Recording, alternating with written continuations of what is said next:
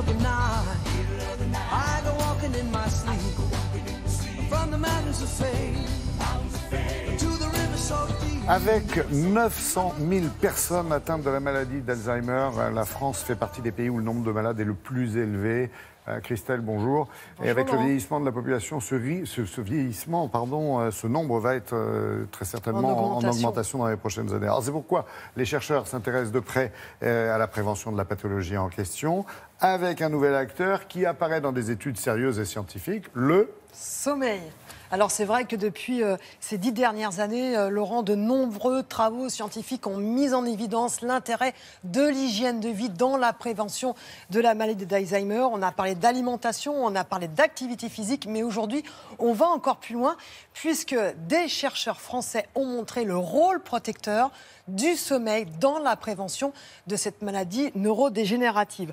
En fait, dormir permettrait de limiter l'accumulation de certains dépôts, de certaines plaques dans des zones du cerveau. Et ces plaques, ces dépôts, on le sait, sont impliqués dans la maladie d'Alzheimer. Bref, une voie de recherche très prometteuse, comme nous l'explique l'auteur de l'étude, Géraldine Roche.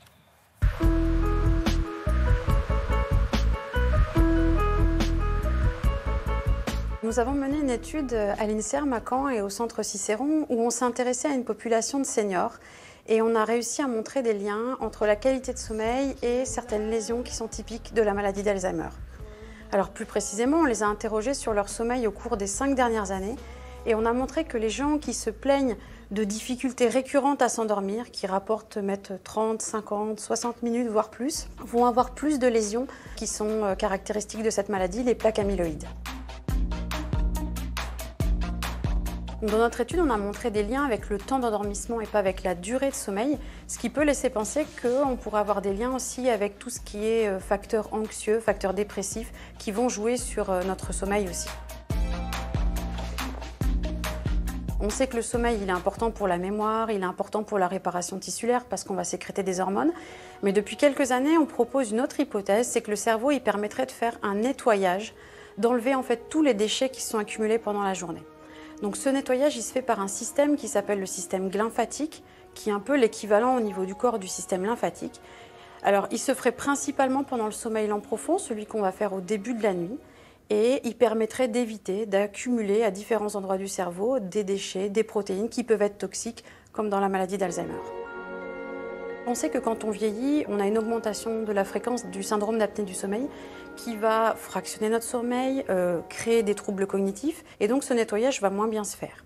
Après, il faut aussi se ménager un temps de transition entre la veille et le sommeil, donc essayer de ne pas avoir d'activité stressante, de ne pas lire ses mails professionnels. Il faut aussi bien faire attention aux nouvelles technologies qui vont émettre une lumière qui va inhiber notre sécrétion de mélatonine, donc retarder l'endormissement.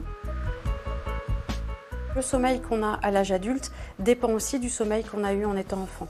Un enfant qui a eu beaucoup de troubles du sommeil est plus à risque d'avoir des troubles du sommeil à l'âge adulte. Donc il faut vraiment faire attention à ça à tout moment. Pour conclure, ces résultats montrent qu'il est important d'intégrer l'hygiène de sommeil dans la prévention de la maladie d'Alzheimer, au même titre que l'alimentation, l'activité physique.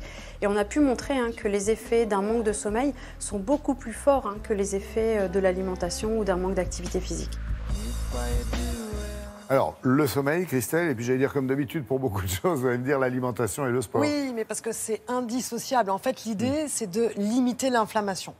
Or, on sait dans cette maladie que l'activité physique permet de limiter, de mieux oxygéner le cerveau et de limiter l'inflammation, mais aussi l'alimentation. Alors, quelle alimentation? Une alimentation anti-inflammatoire. Et les meilleurs résultats sont sur l'alimentation méditerranéenne, l'alimentation crétoise, c'est-à-dire très riche en antioxydants, des fruits, des légumes et aussi l'huile d'olive. Et ça, ce sont des travaux américains, c'est très récent, ça 2 ou 3 mois, qui viennent de montrer que l'huile d'olive était vraiment intéressante dans la prise en charge, on n'est même plus dans la prévention de la maladie d'Alzheimer. Alors évidemment, on doit aller plus loin dans ces recherches pour pouvoir faire des recommandations, mais vraiment l'huile d'olive aurait un impact vraiment intéressant pour limiter et même pendant la prise en charge de la maladie d'Alzheimer. Merci beaucoup.